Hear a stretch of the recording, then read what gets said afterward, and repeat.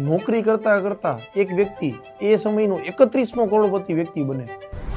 MP ટોક્સના 30 Day 30 inspiring સ્ટોરીના day 28માં તમારું સ્વાગત છે. એક વ્યક્તિ હાર્વર્ડ યુનિવર્સિટીમાં સ્ટડી કરે, એમના પાકા મિત્ર એટલે બિલ ગેટ્સ, જે અભ્યાસ અધૂરો રાખીને માઇક્રોસોફ્ટની સ્થાપના કરે. આ વ્યક્તિ અભ્યાસ પૂરું કરવાનું નક્કી કરે. એ કર્યા પછી હાર્વર્ડ ક્રિમ્સન સ્કૂલના મેગેઝિન પ્રિન્ટિંગનું કામ કરે. 1977 પછી એ વ્યક્તિ પ્રોક્ટર એન્ડ ગેમ્બલ કંપનીને જોઈન કરે છે અને ત્યાં પણ એ વ્યક્તિ એડવર્ટાઇઝમેન્ટ વિભાગ સંભાળે છે. 1980માં એ વ્યક્તિ ડિસાઇડ કરે છે કે હું સ્ટેનફોર્ડ ગ્રેજ્યુએશન ઓફ સ્કૂલમાં MBA એડમિશન લઉં, પરંતુ બિલ ગેટ્સ એને ના પાડે છે કે તમે માઇક્રોસોફ્ટ જોઈન કરો.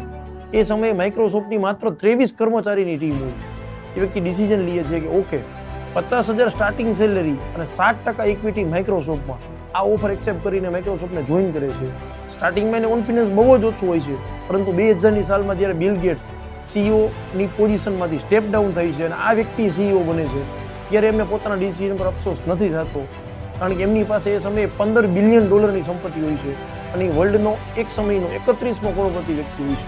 અને એ જ વ્યક્તિ એટલે સ્ટીવ બામર.